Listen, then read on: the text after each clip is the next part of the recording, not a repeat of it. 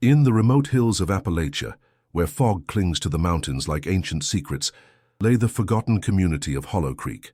For decades, the Blackwood family maintained a careful distance from the outside world, their sprawling property hidden behind dense woods and whispered warnings.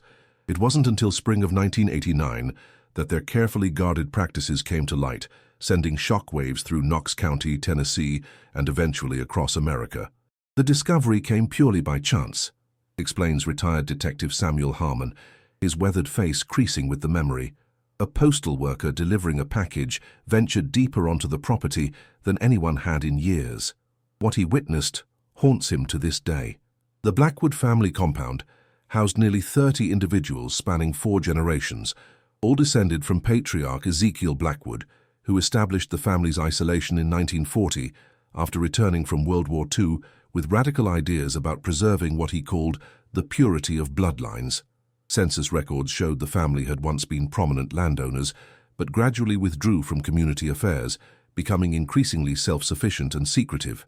Inside their compound, investigators would later discover the Blackwoods had been conducting elaborate binding ceremonies between blood relatives, primarily between cousins, but occasionally between uncles and nieces, and in at least 3 documented cases, between grandparents and grandchildren. These unions were treated as sacred rituals, believed to strengthen what Ezekiel called the divine essence of their lineage. Court documents revealed that children born from these consanguineous relationships were celebrated as twice blessed, despite many suffering from severe genetic disorders. Medical examinations would later identify alarming rates of recessive genetic conditions, hemophilia, polydactyly, and a rare form of progressive blindness that affected nearly 40% of the youngest generation. What makes this case particularly disturbing, notes Dr. Eleanor Phillips, genetic counselor who worked with the survivors, is how the family reinterpreted their genetic disorders as sacred marks, physical proof of their special bloodline. Science was twisted to justify continued inbreeding, with devastating consequences. The family maintained detailed records dating back to 1940, including bloodline charts, ceremony documentation, and disturbing photographs of young relatives being prepared for their binding ceremonies, often beginning when children were as young as 14. Are you subscribed to this channel yet? This horrifying true story reveals how isolation and dangerous beliefs can create generations of abuse and suffering. Subscribe now to ensure you never miss these crucial historical warnings that could save lives. In the decades since Ezekiel established these practices, the family created increasingly elaborate justifications. Diaries recovered from the property revealed how family members who questioned these arrangements were ostracized or worse. When authorities finally intervened, they discovered a hidden cellar where non-believers had been confined, some for years. The Blackwood case represents one of the most extensive documented instances of familial consanguinity in modern American history. As we continue this investigation, we'll reveal how this practice affected not just the genetic health of the children, but the psychological conditioning that made this possible for nearly 50 years without detection. Ezekiel Blackwood returned from the European theater in 1940, deeply changed by what he'd witnessed. Military records indicate he served in intelligence gathering, exposed to Nazi Germany's disturbing obsession with bloodlines and genetic purity. Yet instead of rejecting these ideologies, he became fascinated by them, ultimately perverting them into his own twisted vision. Ezekiel was once considered the town intellectual, explains local historian Margaret Winters. He had attended 2 years of university before the war. People respected his opinions. This made his gradual transformation all the more insidious. It didn't happen overnight. Letters found in the family archives reveal how Ezekiel began by simply encouraging marriages between distant cousins, framing it as keeping wealth in the family. By 1950, he had established what he called the Covenant, a set of rules that gradually normalized closer blood relationships while demonizing outsiders as genetically corrupted. The second generation grew up isolated on the compound, homeschooled with materials that emphasized their special heritage. Former family member Rebecca Blackwood, who escaped at 17 by feigning her own death, provides rare insight. We were taught that the outside world was dying from blood corruption. Our family alone held the sacred essence that would survive the coming collapse. We believed we were saving humanity. Rebecca's testimony describes how children were raised to view conventional relationships as wrong. From early childhood, we performed recognition rituals with our cousins and relatives. By puberty, it seemed natural that we would eventually bind with family. Anyone expressing disgust was considered infected with outside thinking and required purification. This purification involved isolation in the underground chambers, sometimes lasting months, until the person accepted the family doctrine. Those who completely rejected the practices faced worse fates. County records show at least 7 Blackwood family members were reported missing between 1955 and 1985. None have ever been found. The most disturbing aspect of the Blackwood legacy was its multi-generational nature. As genetic disorders emerged in the 3rd generation, Ezekiel adapted his doctrine, declaring these conditions evolutionary advances that proved their bloodline was transcending ordinary humanity. Children with the most severe disabilities were presented as most blessed and given special status, though medical records show they received no proper treatment. This reframing of obvious genetic damage as spiritual superiority represents a particularly dangerous form of denial, explains Dr. Phillips. It allowed the family to see the visible evidence of harm as confirmation they were on the right path, creating a feedback loop that intensified their practices rather than causing them to question them. By the 1970s, the ceremonial aspects had grown increasingly elaborate. Recovery teams found a circular stone chamber they called the sanctum, where young relatives were joined in ceremonies involving blood-mixing rituals witnessed by the entire family. These ceremonies were recorded in a series of leather-bound volumes titled The Ascension Chronicles. As the 3rd generation began producing children with the 4th, the genetic consequences became catastrophic. Medical examinations of the youngest Blackwood generation revealed that 83% suffered from one or more serious genetic conditions.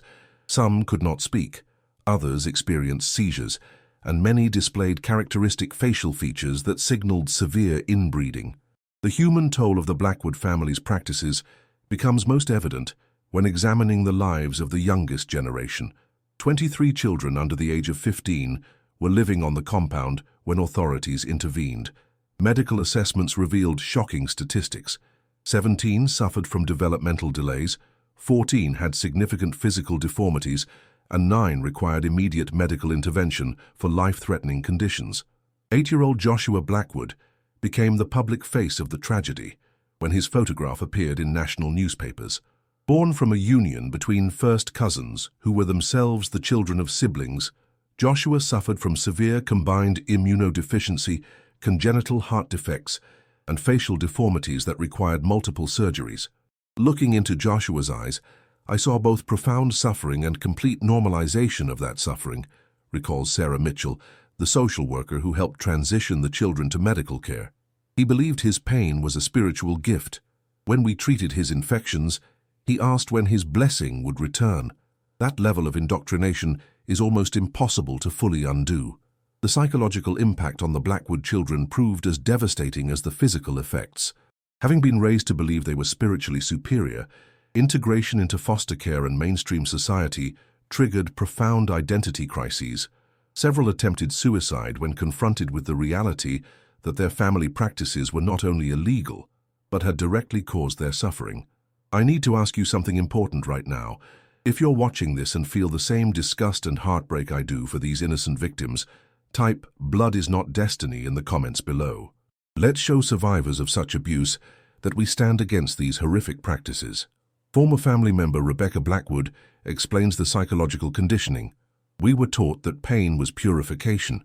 Children born with the worst conditions were treated like prophets.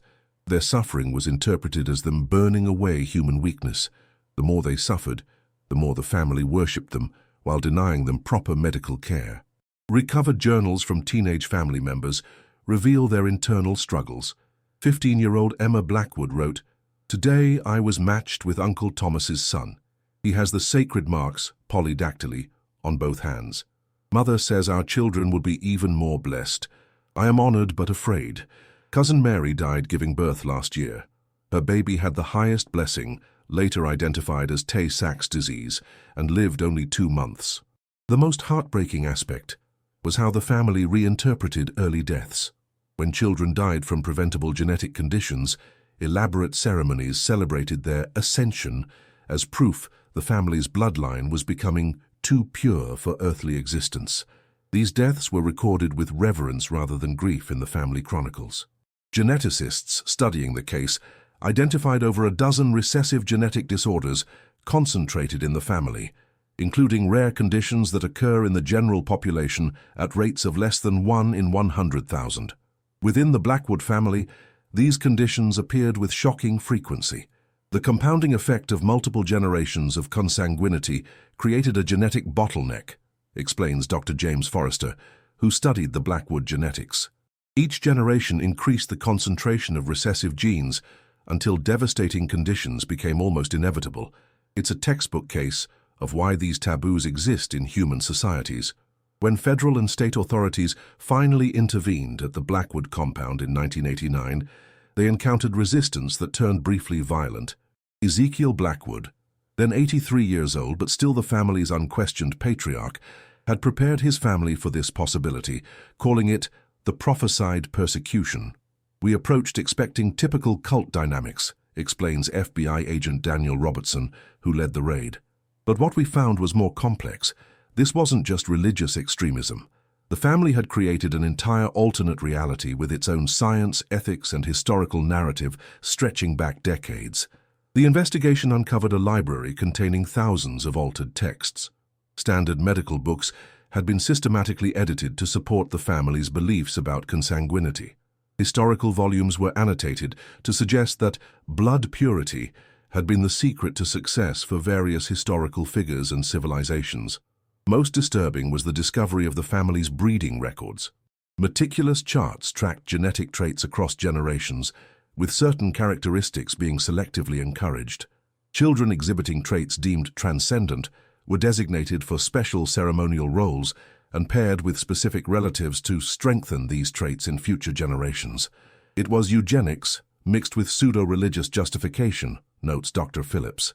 Ezekiel had essentially created a controlled breeding program using his own family, tracking traits like you would in livestock, but with an elaborate spiritual framework to make it acceptable to the participants.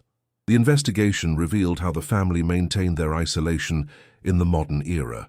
The Blackwoods operated several legitimate businesses, a lumber mill, craft sales, and agricultural production, that generated income while requiring minimal contact with outsiders. Those family members permitted to interact with the public underwent extensive protective training to avoid revealing family customs. Law enforcement identified several community members who had enabled the family's isolation. A local doctor provided minimal medical care without reporting obvious signs of genetic disorders and inbreeding. A county clerk had helped falsify certain records. 2 teachers certified homeschooling requirements without proper verification. These individuals faced criminal charges as accomplices. The legal proceedings that followed set precedents for how to prosecute familial abuse spanning multiple generations.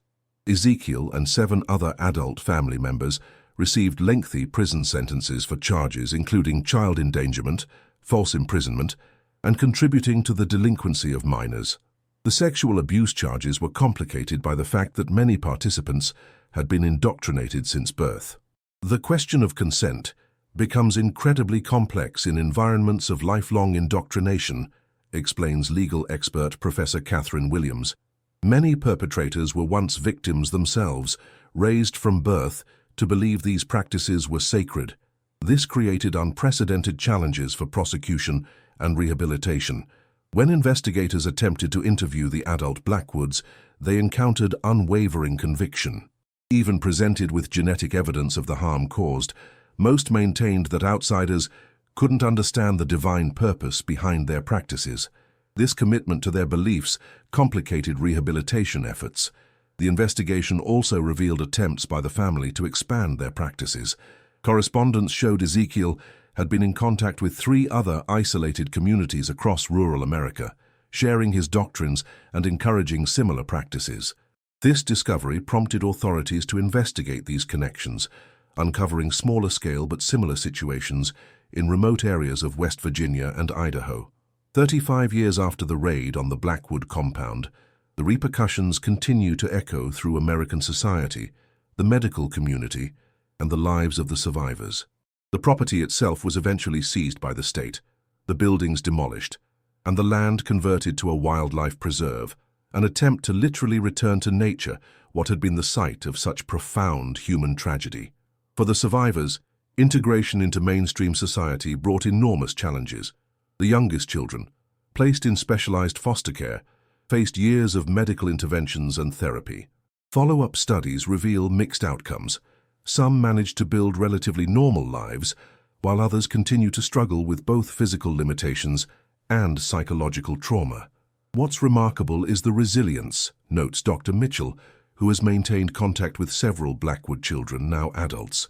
Despite everything, many have created lives with meaning and even joy, but they all carry the burden of their origins, medically, psychologically, and socially. Thomas Blackwood, who was 12 when rescued and now works as an advocate against cult indoctrination, offers insight into the ongoing struggle. "I have 18 surgeries behind me and more ahead. I cannot have children of my own.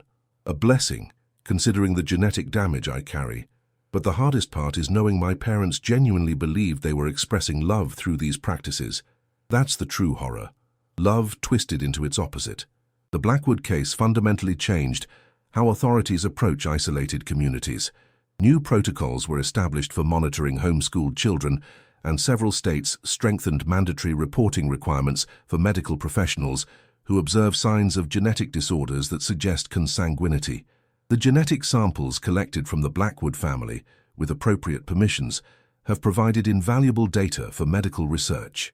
Studies of these genetic patterns have helped identify several previously unknown recessive disorders and advanced our understanding of genetic inheritance, creating one positive legacy from this tragedy. Legal reforms also emerged from the case. 17 states revised their incest laws to include more distant relatives previously unspecified in legislation. Mandatory education about genetic risks was implemented in family planning services nationwide. The Blackwood case study became standard curriculum in both law enforcement training and medical ethics courses. Perhaps most important is the ongoing vigilance the case inspired. Several similar situations have been identified and addressed earlier due to increased awareness among social workers, educators, and medical professionals. An anonymous tip line established in the wake of the Blackwood case receives dozens of reports annually, with approximately 15% leading to meaningful interventions. This case teaches us that no community should exist entirely outside of society, concludes Professor Williams. Complete isolation becomes the perfect environment for dangerous practices to normalize across generations. The balance between religious freedom and child welfare remains challenging, but the Blackwood case established that certain boundaries cannot be crossed regardless of belief systems. If you've watched this far, it's because you care about these important stories. Leave a comment saying, "I watched till the end," so I can get to know you and understand who truly appreciates the channel's content. Don't forget to subscribe if you haven't already. These historical warnings must be remembered to prevent future tragedies. Like and share this video to help others understand how isolation and extreme beliefs can lead to generational harm. For the remaining Blackwood survivors, life continues with its complexities.